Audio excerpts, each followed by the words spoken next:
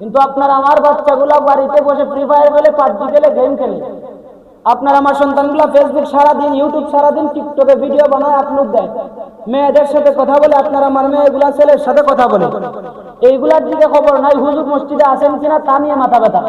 আপনার আমার সন্তানগুলার নামাজ পড়লো কিনা তা দেখার বিষয় না, হুজুর যদি মসজিদে আজান দেয় 5 মিনিট পরে মাথা ব্যথা শুরু। এই জন্য আপনার আমার যেটা ফরজ বিষয়, যেটা আপনার আমার জন্য জাহান্নামের কারণ হবে, যে জিনিসগুলো আপনি আমি হালকাভাবে নেওয়ার কারণে সেই হালকা বিষয় আপনার আমাকে জাহান্নামের আগুনে নিক্ষেপ করবে, এইগুলো আগে প্রতিহত করা দরকার। নামাজ পড়ে কিন্তু সুদ খায় ওই ব্যক্তি, নামাজ পড়ে মিথ্যা কথা বলে ওই ব্যক্তি, নামাজ পড়ে আরেকজন একটা ছোট বইটা তার ক্ষেতের ভিতরে ঢুকায় দেয় ওই ব্যক্তি, মিথ্যা কথা বলে নামাজ পড়ে ওই ব্যক্তি, নামাজ পড়ে কথা লাগাবাজি করে। কথা লাগাবাজি বুঝছেন নি?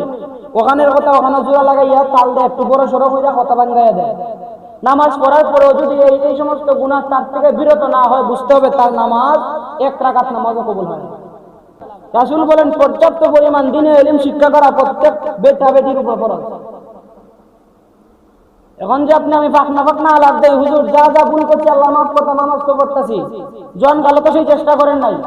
আপনার যেই সময় শিক্ষা করার বয়স ছিল সেই সময় আপনি পর্যাপ্ত ইলম শিক্ষা করেন নাই।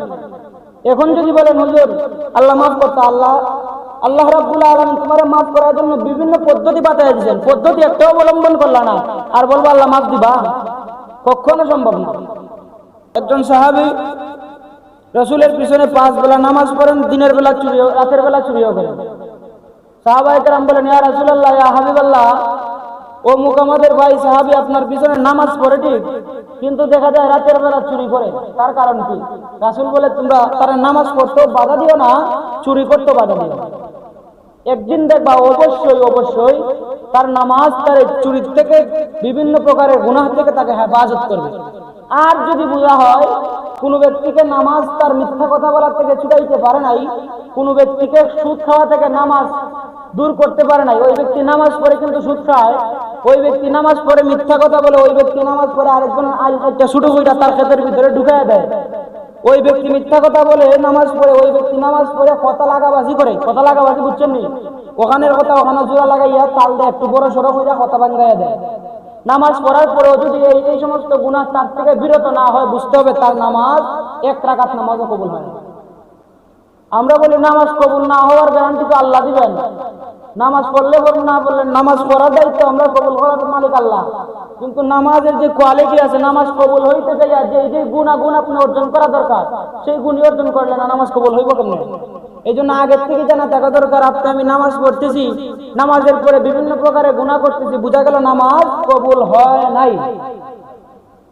এই জন্য নামাজ কেমনে কবুল করাইতে হইবে?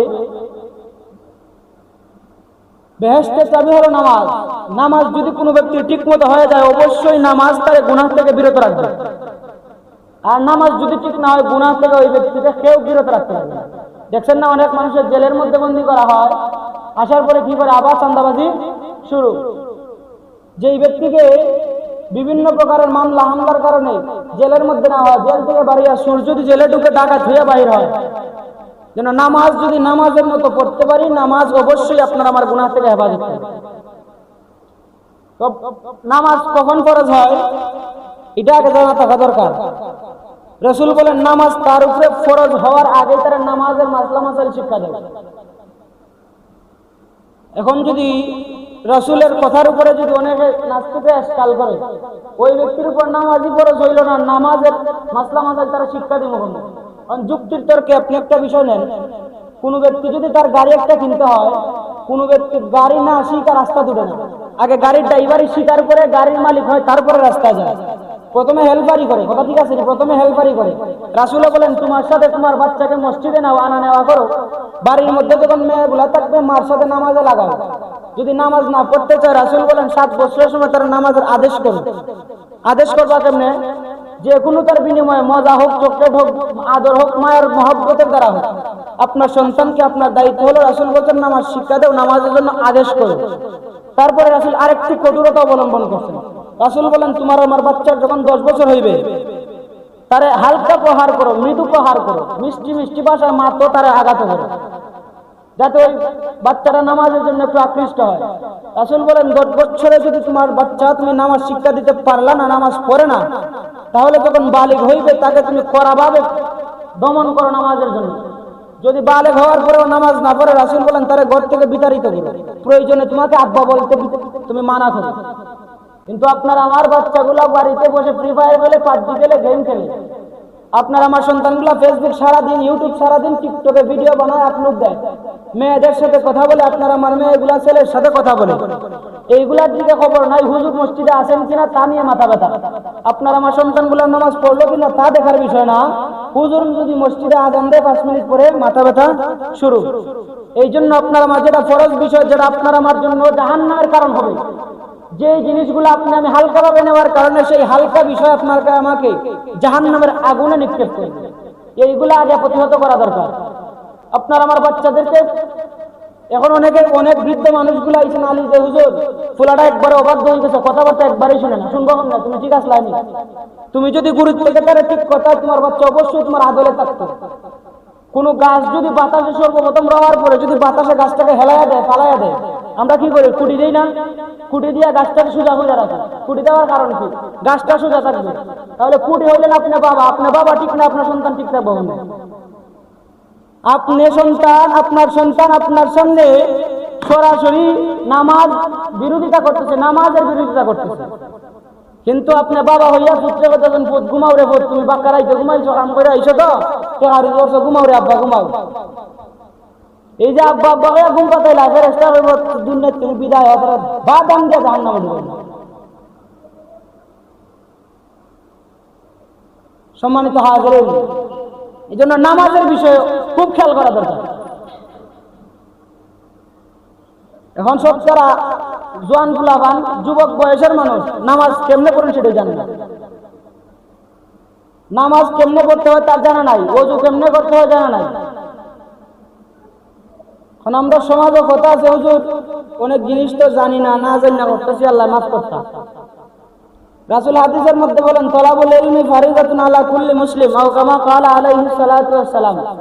রাসূল বলেন পর্যাপ্ত পরিমাণ দ্বীনের ইলম শিক্ষা করা প্রত্যেক বেটা বেটির উপর ফরজ। এখন যে আপনি আমি ফাকনা আলাপ দেই, হুজুর যা যা ভুল করছি আল্লাহ মাফ করতাম, নামাজ তো পড়তাছি, জন কালো তো সেই চেষ্টা করেন নাই। আপনার যেই সময় শিক্ষা করার বয়স ছিল সেই সময় আপনি পর্যাপ্ত ইলম শিক্ষা করেন নাই। এখন যদি বলেন হুজুর আল্লাহ মাফ করতা, আল্লাহ রাব্বুল আলামিন তোমারে মাফ করার জন্য বিভিন্ন পদ্ধতি বাতায় দিয়েছেন, পদ্ধতি একটা অবলম্বন করলা না আর বলবো আল্লাহ মাফ দিবা, কখনো সম্ভব না। এই জন্য শিক্ষার বয়স থাকা অবস্থায় সাধারণত ছোট্টবেলায় যদি নামাজের মাসাইল শিক্ষা করা না হয়, তাহলে বুড়া হইয়া কোনো মানুষ নামাজের মাসালা শিক্ষা করতে পারে না।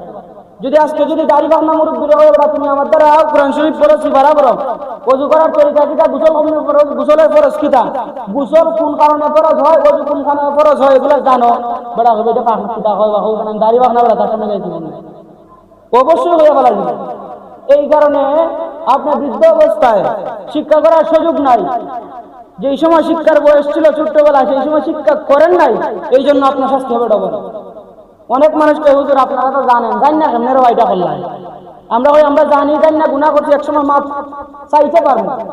কোনো ব্যক্তি যদি জানে এই জিনিসটা চুরি করা হারাম, কোনো ব্যক্তি যদি জানে ঘুষ খাওয়া হারাম, ওই ব্যক্তি একদিন না একদিন কইতে পারবো আল্লাহ ঘুষ খাইছিলাম, অমুক দিন ইয়াদ আছে আমার, আপনি মাফ করেন।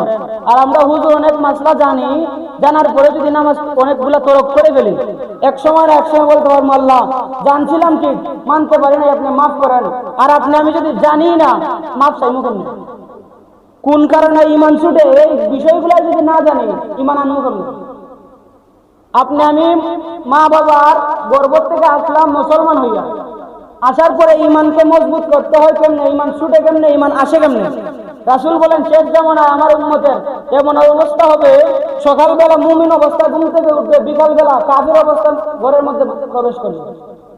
রাসূল বলেন এমন ব্যক্তি শেষ জামানায় আসবে 70 থেকে 80 বার, ওই ব্যক্তি ইমান হারা হবে আবার ইমান আনবে, ইমান হারা হবে আবার ইমান আনবে। এই জন্য ইমান কেমনে ছুটে, ইমান কেমনে আনতে হয়, ইমানের দৃঢ়তা কেমনে রাখতে হবে, এগুলা যদি নাই জানি আপনি আমি প্রকৃতপক্ষে মুসলমান হইতে পারবো না।